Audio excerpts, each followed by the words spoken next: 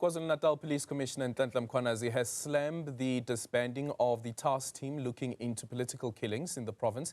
He claims that the police minister, Senzo Mchunu, instructed the Deputy National Commissioner, Shadrack, Sibiya, to disband the unit. This is despite making inroads in fighting organized crime in the province. Mkhwanazi says that 436 suspects were arrested and charged. He adds that the dozens of firearms recovered were linked to political killings. For more on this, I'm now joined by the Institute for Security Studies senior security expert, Willem. Willem, a very good morning to you. Thank you so much for making time for us this morning. Let's start off with what you make of the claims that have been made around the disbandment of the political task team. Also considering on one end, as we just had the conversation with Jeff Weeks, is that Shadrack Sibiya is saying that the political task team had essentially become a rogue unit, but publicly, at least, when the decision was made and shared with the public around the disbandment of the political killings task team, that was never shared with the public. Good morning to you. Yes, indeed, there are lots of accusations and counter accusations at the moment, yeah, we will have to look through the fog and clear through the fog of all these what is propaganda and what is actually the truth. It's difficult to do it at this stage, and as it is still unfolding. But what we know is that when that decision came by the minister on the last day of last year, there were a lot of questions about why it's been doing. When you establish a task team, especially a task team focusing on this area, of course, you're going to have a lot of political liability, but also interference to some stage, because it is a purely political issue that has been investigated with many people standing behind the door. Now, what should happen to deal with this issue? The president, we understand, is returning. He has been calling for cool heads. What should the president's first priority be to try, I guess, on one end to lay the fears that South Africans may have, but then on the other end as well, it is the impact that this could have on the morale of the police? Yeah. In the first place, we must understand that General Mkhwanazi coming out in this way, there are other sort of routes that he could have taken. Has he exploited those routes within the police? We don't know, but taking this route, it also, classifies him now as a whistleblower. So that is a whole new game that is being played now. And the president, we appreciate his swift reaction to this event. And what we understand now, the minister and Sibiya, General Sibiya, being implicated now in such a way that actually removed them from as a role play in order to deal with the situation, because they are involved, and that is why this situation is being escalated to the president's level. And now for the president, what is needed is swift action, decisive action, and to take control. Otherwise, this thing is going to spiral out of control. Yeah, there have been calls for an investigation, but in different forms. Some MPs are saying that let's have a debate on what has transpired and what General Mkhwanazi had said. Some are saying that a judicial commission of inquiry, or that Parliament itself should have its own inquiry. What is the right route to go about this? Also considering, once again, that there are these allegations of political interference, including members of Parliament, who would be amongst the 400 at least that decide on whatever investigation, if Parliament does have that investigation, whether that report is adopted or not.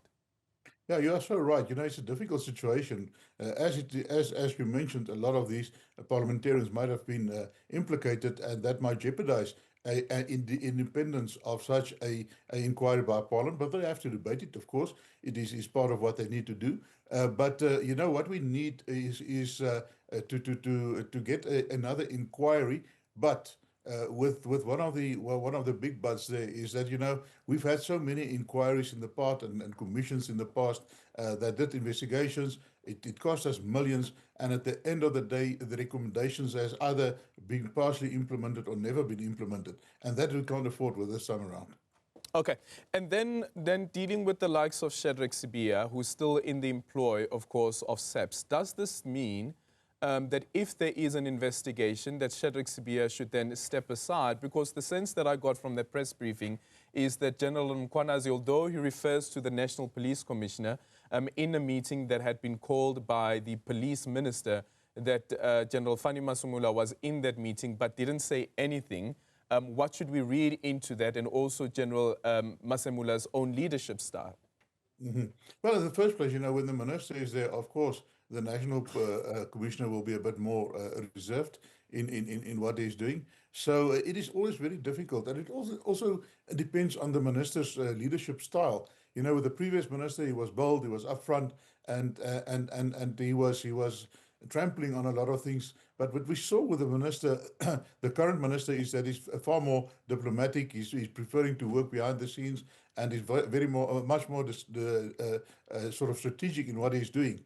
So we don't know. We can only speculate on that. But what we would see to happen, and what might be the right thing to do, is for these parties to stand aside for the commission or for the inquiry or the investigation.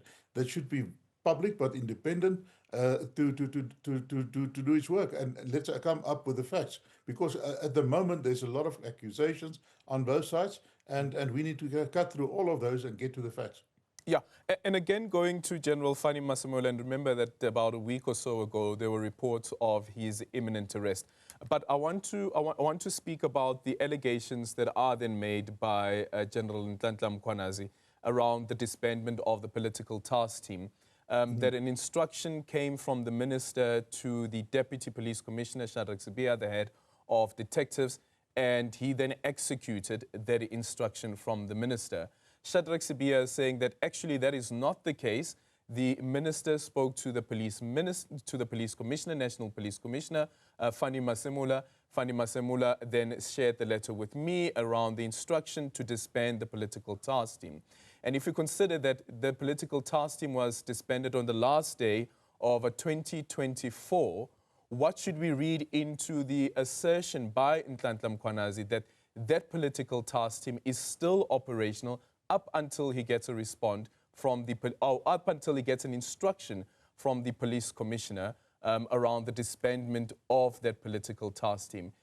If there is an instruction of that nature, is this a form of insubordination? But what about the minister, the National Police Commissioner? Why hasn't anything happened to Nhlanhla Mkhwanazi if indeed there was an instruction at the end of the year last year for the disbandment of this task team? Yeah. First place, we have to go back to the instruction. We also saw that on the last day of last year, the minister actually published this in an open letter, so where he gave these instructions. But the line of command in the police, if it needs to be a legal instruction, it must follow due process, and it also must be a legal command that is followed through the line of reporting. And we see that if you look at the hierarchy of the police, you see that the National Commissioner is the head, and then under him is to the one side is your provincial commissioners, and then under that is your deputy national commissioners. So the line of command for a provincial commissioner is from the national commissioner, and we believe that there General Mkhwanazi is right that it was not. The due process was not followed, and it seems that he then disregarded that instruction, waiting for the instruction to come through the right channels. And what we can gather that has not happened up to date. So yeah, that places a spotlight on the National Commissioner. Why did he not do that? There must have been a reason for that, and currently we will speculate on that because we really don't know. Yeah, and that's the thing, right, is that there is the instruction that is given. At least General Mkhwanazi had spoken publicly about this before. Even the police minister appeared before the portfolio committee in March. And since then, we've never really heard from the police commissioner around the decision on the disbandment of the political task team. Should this be part of the investigation that looks into the conduct of the National Police Commissioner in all of this? Of course, your commission or your inquiry, whatever is going to be formed by the president, it should look at all the different options, and it should uncover and follow follow the due processes to investigate every little piece of evidence. But what we must just understand also that it seems from the statement of General Mkhwanazi that things have been brewing for a long time. There's been some hostilities between himself and General Sibiya to such an extent that the minister actually called a meeting where he wanted them to make peace. So this is a process that's been ongoing. It's not something that is not known to the minister or the national commissioner, and it just boiled over in this manner. That is really it is maybe a sad day for the police, because it's deteriorating the image of the police and the trust of the public if these things are going on behind the scene, and maybe not the best of leadership. Yeah, and of course for the South African Police Service, it's not the first time that they have this tension amongst the senior leaders within SAPS. Remember back in the days of the so-called Scorpions as well, there was a major issue. But that matter around the Scorpions as well highlighted the role of Jackie Selebi, the former National Police Commissioner, and some people making reference to that as well, that it's not the first time that we have cases of this nature. But what then do we read into it, that if indeed we are back there, how we got back there again? Yeah, I think you touch on a very important point. Ever since General Selebi took control of the police and his subsequent arrest after that, ever since he took power as the national commissioner, every national commissioner after him was either arrested or they left under a cloud. And that includes the previous minister as well, and that also includes General Mkhwanazi when he was appointed by President Zuma as the acting national commissioner. So that just demonstrates to us that there is a real leadership challenge within the police that's been coming for years, and it should be addressed, because it is really hurting the image of the police and also the effective processes within the police in order for them to do their work.